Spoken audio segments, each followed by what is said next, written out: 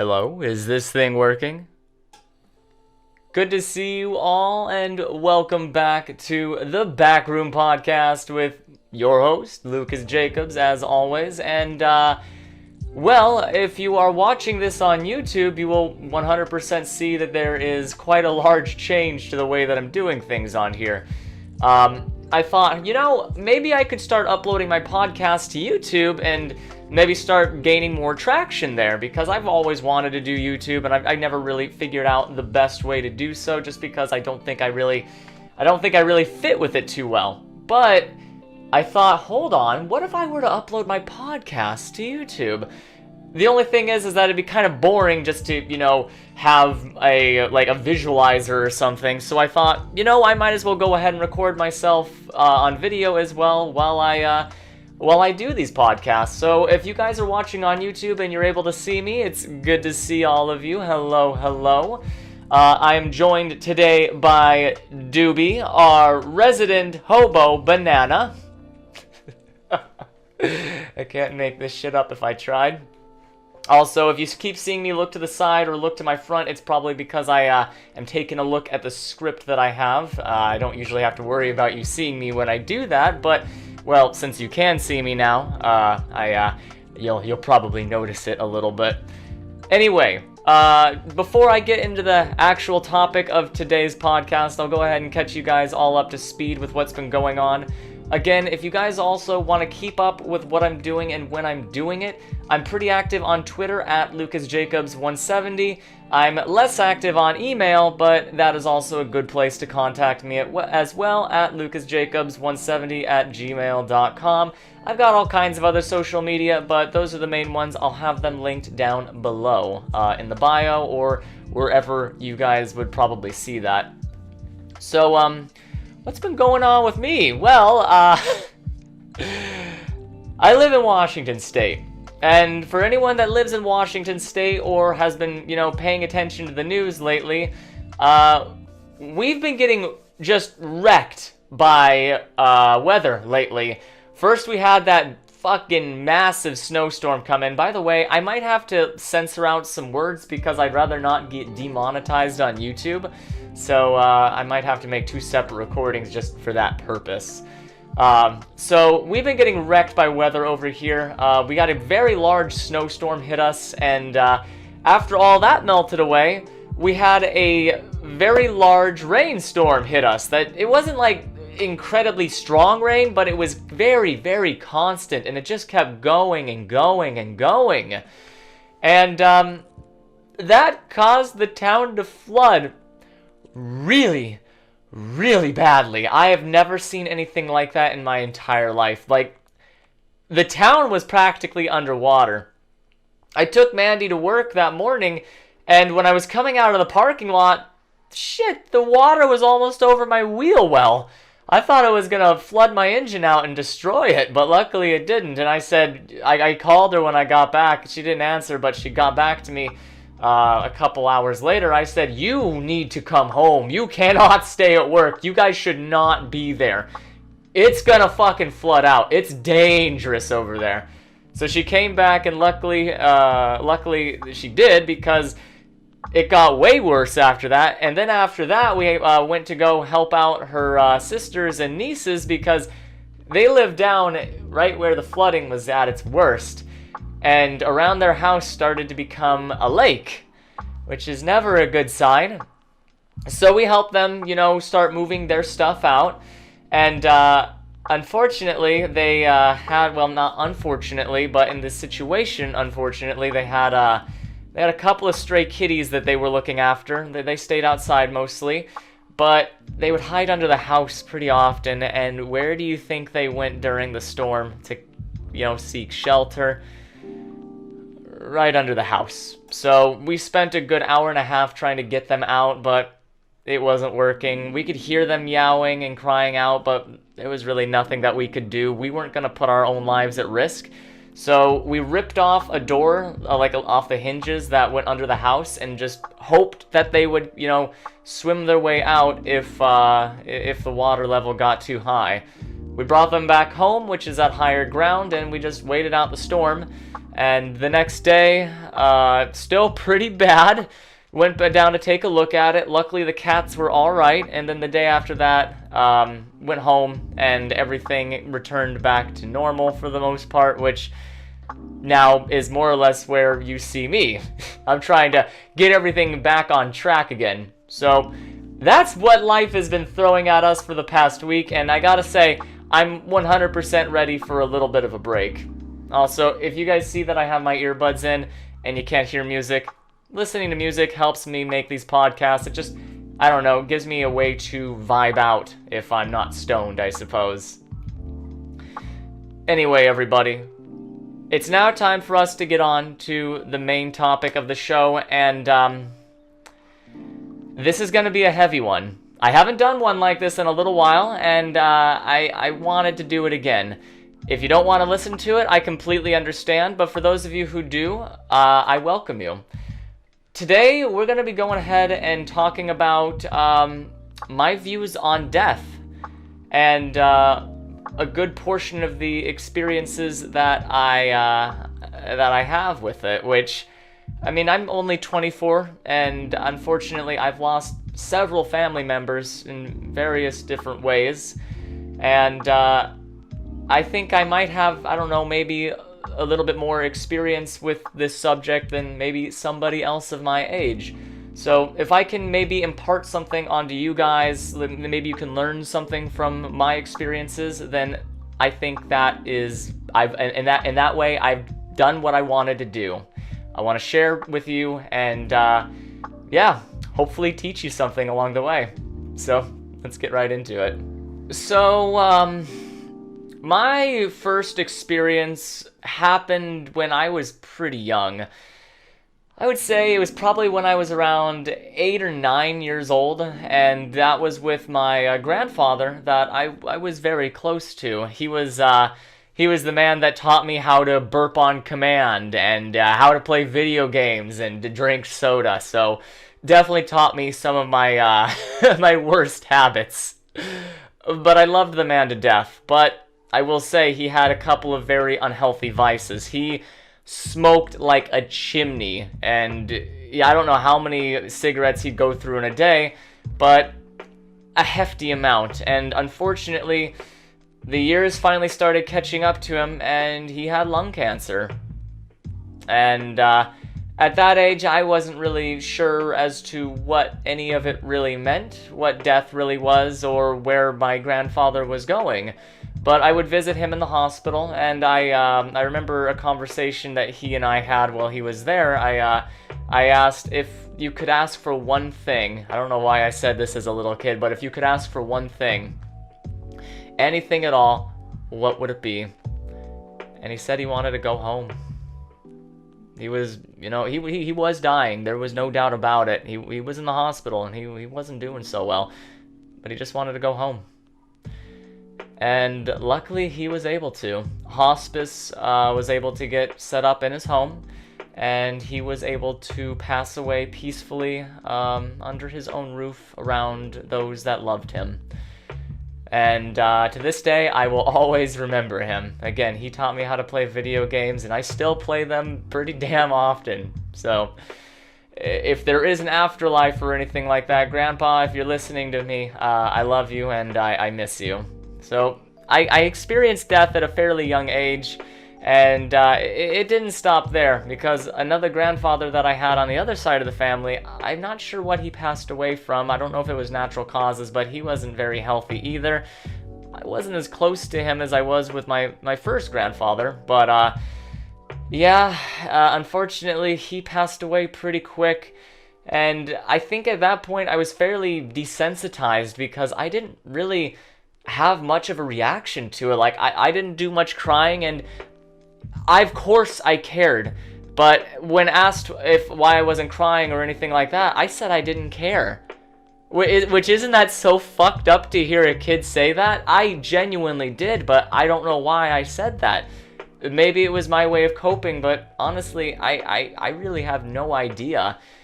So that happened probably when I was around 10 years old, and yeah, that kind of sealed it. Like, yeah, that death exists, and it's something that only happens to old people, I thought in my little mind at the time. Well, there luckily wasn't much more death for quite some time. Yeah, moving on from that, back when I was in high school, things were pretty okay with my family for quite some time. There wasn't any death, there wasn't really any undue suffering. When high school came around, though, again, and when I was, I think in my sophomore or junior year, my mom contracted pneumonia, and my mom was a heavy smoker for quite some time as well, so she had fairly damaged lungs, and they were recovering. Pneumonia almost took her. She was not doing very good. And to add insult to injury, not that long after she completely recovered from pneumonia, I think I've told this story on here like really well before, but she got that lump in her neck. Well, turns out it was stage 3 lymphatic cancer. They found it and blasted the shit out of her body with radiation and chemo, and yeah, she made a full recovery from that, and to this day, that woman is still in remission. I thought I was gonna lose my mom twice there, but again, if that wasn't bad enough, after I graduated and then moved to Idaho, the day after I moved in, she got that damn hysterectomy, which needed to happen, but unfortunately, yeah, she got infected from it. She got a really bad infection that lasted over a year. And she was being driven insane from how much pain she was in. She didn't die, but she came so close to dying several times that I began distancing myself. I was thinking, I'm about to lose someone that I love, someone that I care so deeply for, and I had so much regret. Because my parents, they got divorced when I was in not high school. Actually, I think I was in elementary school. They split up, and I blamed my mom for that. I was upset, and I didn't really get a lot of, communication or closure from it. So I took all my anger out on my mom, and when all that shit was going on, the cancer and the infection, all I could think of, well, one of the things I could think of was, man, I wish I wasn't such a little asshole at that time. I wish that I had cherished my mom more. I wish that I had, spent more time with her. And luckily, she made it through everything. And I suppose that's one of the reasons why I'm as close to my mom as I am, because I know what it's like to almost lose her. And throughout my entire childhood, she was always looking out for me. She always had my back. And even when my parents were going divorced, in all honesty, I don't think she went about it the best way by, not telling me much about it, but I know in the end she was just trying to protect me and trying to protect the relationship that I had with my father. She didn't want to do anything or say anything that might jeopardize that, so I have an unlimited amount of respect for the woman, and I love her to death. I cherish every single moment that I have a chance to speak with her and see her. So even though my mom didn't die, I got to the point when she was with that infection that I was fully expecting and almost ready for the eventuality that she would pass away. Which, for anyone that's gone through that out there, if you guys have ever gone through that with a loved one or a parent, I feel you. I feel for you. That's really hard. And if you lived to outlive your parents, that is a feeling that you will feel. And you just gotta hope that they live long enough to have a justifiably long life. Like, try to live to your 80s at least. That's a good life if you can make it to your 80s, I would say. I think it's time to have a little bit of a cat break. Like I said, this episode's gonna be a bit heavy, and I'm gonna explain a lot of the shit that I feel inside of myself, and a lot of the things that I believe in and I suppose have experienced So let me go ahead and bring a kitty in here to lighten the mood a little bit for the next section that we're about to get into, because if you think this is heavy, just wait. Doobie back there shaking in his little boots. Give me just a moment. Everybody, I bring Matilda to say hello. Say hi to the camera, honey. She is the most adorable and sweetest kitty that I have ever met. Actually, the second most adorable and sweet kitty I've ever met. Mandy's nieces have a kitty named Snow, and my god, he is just so sweet. Say hello. Oh, she's already wanting to be let go. Say hello, honey.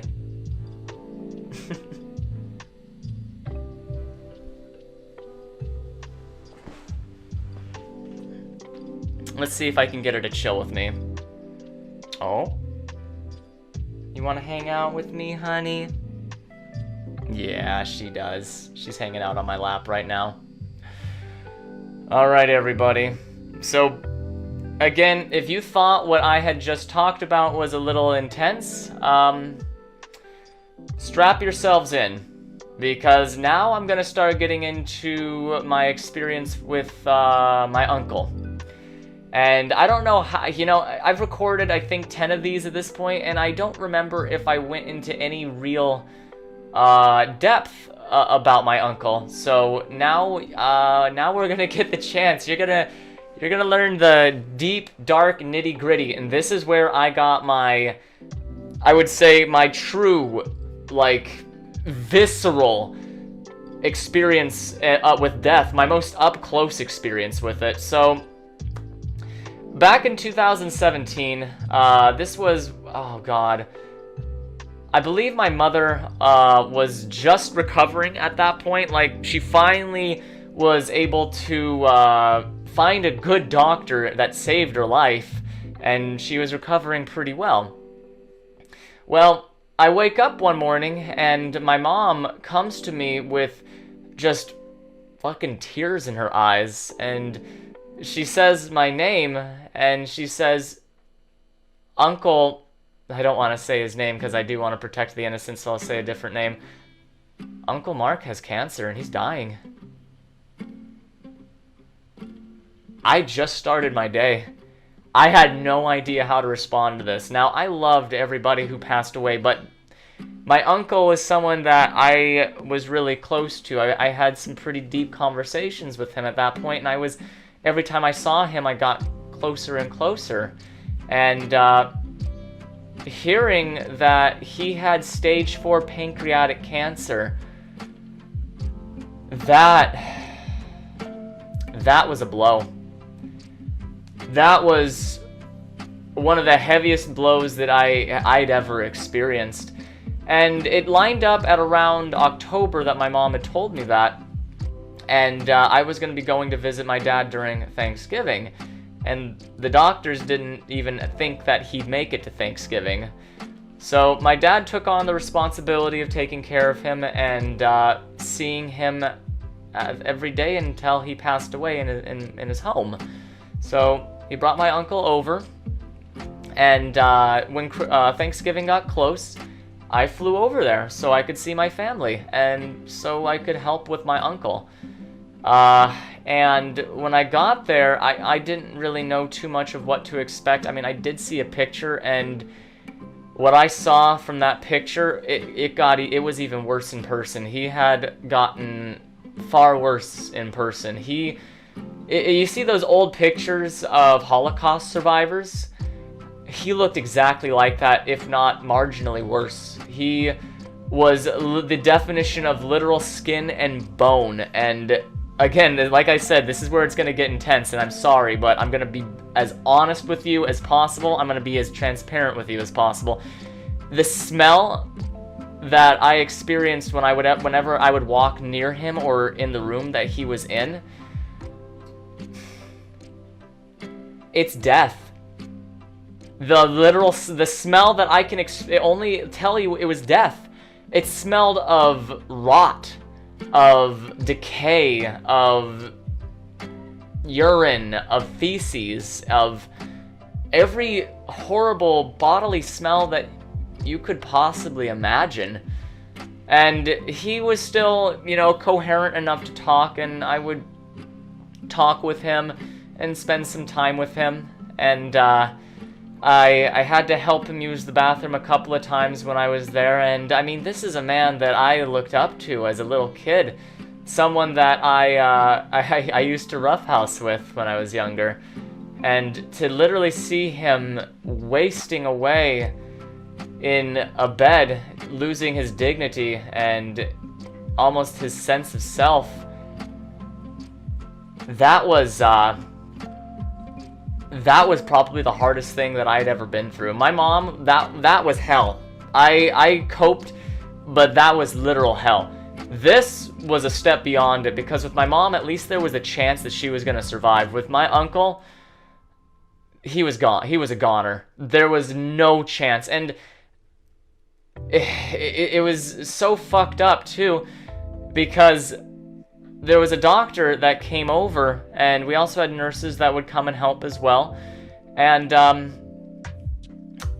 the doctor gave us this medication where if my uncle was in too much pain and wanted to be done, he could. He had the right and the ability to stop his suffering. But it's one thing when you're told, hey, you only have this long to live, but another thing when you see yourself turning into what they say you're going to turn into, and then giving you a medication that says, hey, if you take this, you can die. I think it made it much more real for him. He didn't go to the doctor much. He didn't look after himself all that much, to my knowledge. I mean, he was a clean-cut guy, and, you know, but he was scared. And he was scared to hear bad news. And the unfortunate thing is that what happened to him, it was not his fault that he got cancer, but it was his fault that it progressed as far as it did, because he had plenty of signs, he had plenty of warning, and yet he did nothing because I assume he was scared to do something about it. So Thanksgiving got closer and closer, and he got worse and worse, but he made it. He made it to Thanksgiving, and everyone from the family that could come over did come over. And we all had a very nice final Thanksgiving with him. He was able to stomach some mashed potatoes and a little bit of turkey. Sorry, by the way, if I start to cry during this. Like I said, I want to be as honest with you and tell it you as best as I can. So about 2 days after Thanksgiving, I believe it was, his condition, like, he was kind of wavering a little bit up to Thanksgiving, but right after it, nosedive into the ground.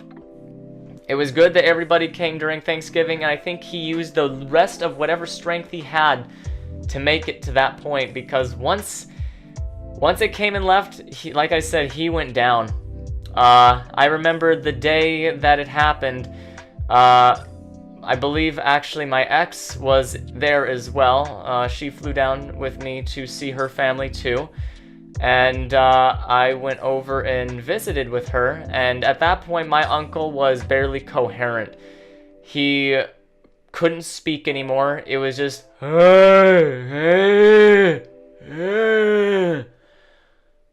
sounded like that, except even worse. And I said that I would come over, but I couldn't stay very long because I thought he was going to die that day. So before I went out the door, I saw him in bed, and he was just lying there. He wasn't moving or doing much of anything. And I went out and spent some time with my ex for about an hour and a half, and then I walked back home. And when I got back, I saw my uncle was in the same exact position that he was in when I left. And I gestured to my dad and said, hey, again, I'm sorry if I've told this story on here, but I feel like it's applicable to this topic. But I said, hey, he hasn't moved. have you checked on him? And my dad says, no, he hasn't checked on him. So we walked into the room together, and my dad and I went on either side of the bed. And my uncle was just, like, his cheeks were sunken in, his face was pale, his fucking body was pale, and he was just staring up with, like, a terrified expression in his eyes, and his mouth was contorted, like...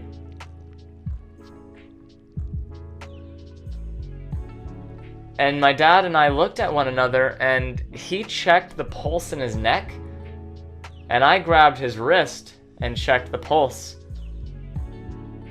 And we both looked up at one another, and we didn't really need to say much of anything. We knew he was gone. He died. I don't know when he passed away, whether it was before or after I left, but I think it was about 2 days after Thanksgiving. He was gone. And my dad and I, we were there looking at his body, just lying there in that bed. And God, it's the weirdest thing. I don't know if you, like, I've seen dead animals before. I've seen dead things before.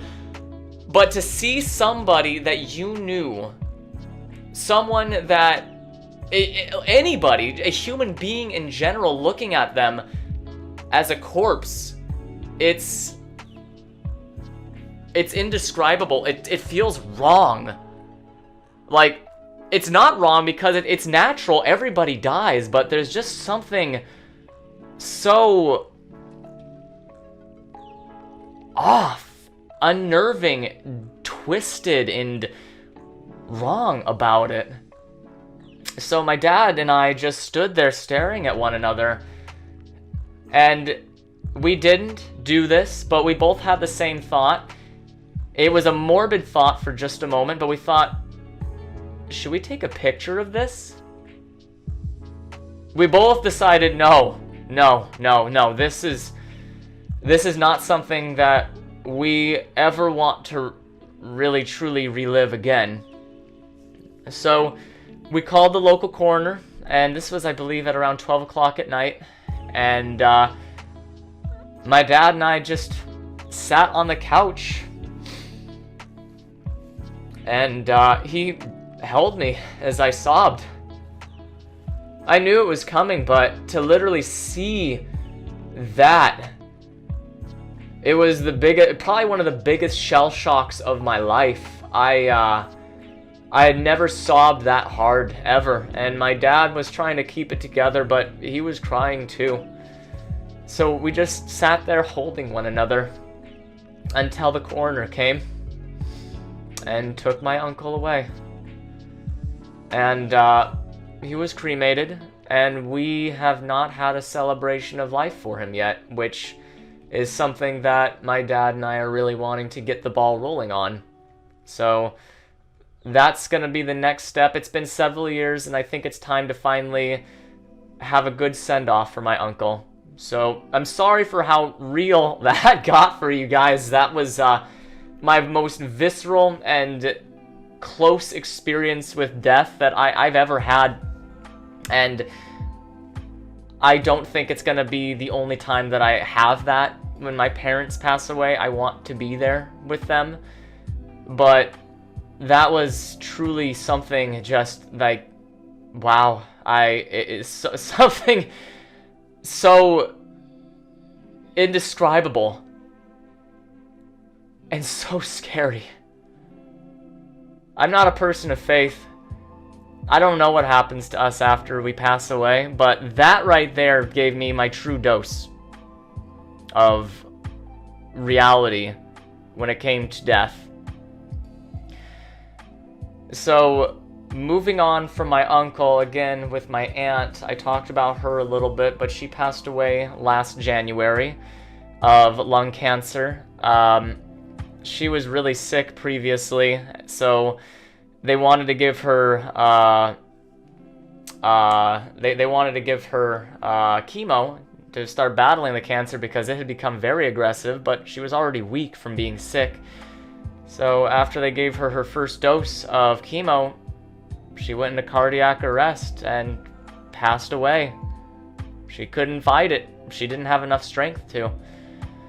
So cancer has ravaged both sides of my family. It has put my family into debt many times, and is one of the reasons why I feel as though the medical system that we have in the United States, I'm not going to get political, that's not what I'm going to do here, but what I will say is our insurance system and our medical system is fucked up and twisted the way that it works. It has decimated my family's finances. It's not like anybody wanted to get cancer. It's not like anybody asked for it, but it happened. And unfortunately, you got to pay the piper when it does. So, everybody, I think it's time for one more cat break before I move into the final section of this episode. So far with the recording, I'm already over 31 minutes, so you're probably not going to be watching this on Tuesday. No, you're probably going to be watching this on Tuesday, not on Monday. So, give me just a moment. Let me go ahead and bring in a big fluffy kitty to make your heart feel a little bit better after that incredibly heavy dose of death. Jesus. I'll be back. Everybody, I would like to introduce you to Jasper. She's a little bit of a gentle soul.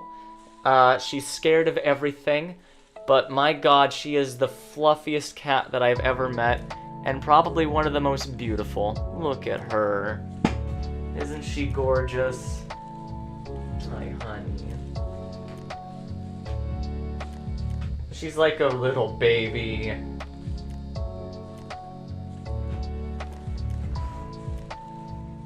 Let's have you hang out on my lap, honey. But everybody, now you know a good, well, actually, honestly, all the deaths that I've really experienced in my life, and some of the ways that it has affected me. So instead of talking just about death as a subject now, I'll tell you about what I've learned from it, and how all these horrible experiences of losing people that I love and that I care about has almost in a way freed me, which is so strange and so weird to say in that way. And I can guarantee you, this is a video I'll never be able to monetize on YouTube. It's too, I think, real and honest with life that YouTube would just be like, nope. Nope, nope, we do not like this kind of content. It's all smiles and joy on here. Oh, so, though I am not ready to die myself, and I'm not gonna be ready for a long time, if, to be honest, ever. If they invented a way to keep you young and vibrant for thousands of years, I would put every dollar that I had into that. I would go into debt beyond your wildest dreams to have that. But I will say, seeing death up close and personal has at least helped me understand what it's like and what it is. Not so much to be the one experiencing it, but the one to watch it. And for how terrible it is, there's something almost peaceful about finality. Knowing that no matter how hard your life is, no matter how difficult things are, regardless of what belief you have, there will come an end. And that's almost kind of nice in a way when you think about it. Now, back, I'd say around a year and a half ago, Mandy imparted a very good lesson onto me through the therapy that she was doing, and that's mindfulness. And for those of you guys out there, I mean, you've probably heard it thrown around, and it might sound so basic, but it's been a huge game changer in my life, and I think with my emotional maturity. Mindfulness, in the best way that I can describe it, is you cannot control every situation that you're thrown into. You cannot control what life is going to do to you. And you can't even control the emotions that you feel all the time. You shouldn't, and you couldn't. You'd be a robot if that was the case. But what you can control is how you react to those situations. How you handle those situations.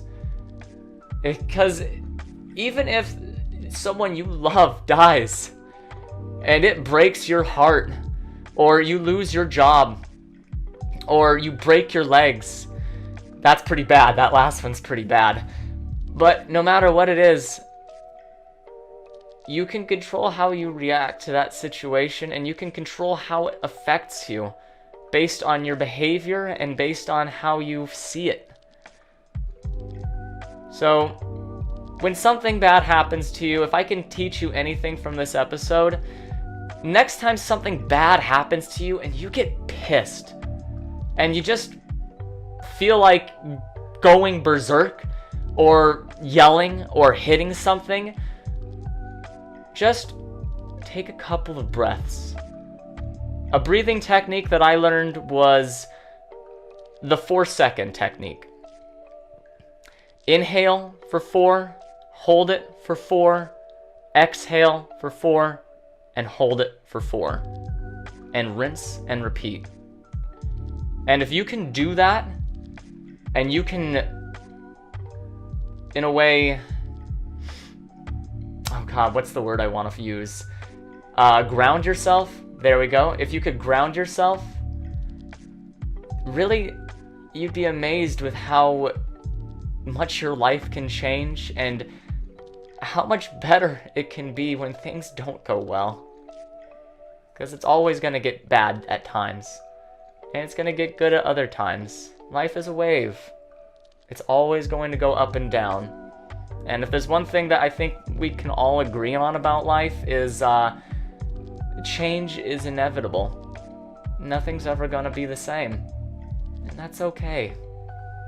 Just continue growing, continue changing, and continue developing. This almost turned into a mindfulness episode than an episode about death, but everything that I'm telling you it's true. And these are principles that I try to use in my everyday life. It's how I've been able to cope with the death in my life. It's been how I've been able to cope when things get hard in my relationship. It's how I'm able to cope when I'm away from my loved ones during this pandemic. So, if it's something that might be new to you, try it out. Try being mindful and see how it affects you. Alright, everybody. Thank you all so much for hanging out with me. This has gone on for almost 40 minutes. This is probably going to be my longest podcast to date. So it's going to take me quite some time to to edit the audio and get everything set up the way that I want it to be. I love you guys. To anybody out there that is willing to watch me, if you're watching on YouTube, if you're willing to like this, if you're willing to subscribe, if you like the content that I make, then I appreciate you and I love you. Thank you. I'm going to come out with another episode again next Monday or Tuesday, depending on how long the episode is going to be. I'll see you guys on cam this evening or on any of the days that I'm usually on. Again, if you want to see what I'm doing and when I'm doing it, check me out at Twitter at LucasJacobs170. I'll have my Instagram below as well. I'll have my email below, and I'll have all my other social media below as well. And for any music that I play during this, it is non-copyrighted. I'll make sure that everybody that needs credited gets credited. So everybody, thank you so much for all the love and support that you've given me. You're all amazing. Thank you. And if you stuck around through the entire episode, I appreciate you. Thank you. You all drive safe, and I'll see all of you in the next episode next week. Later, everyone.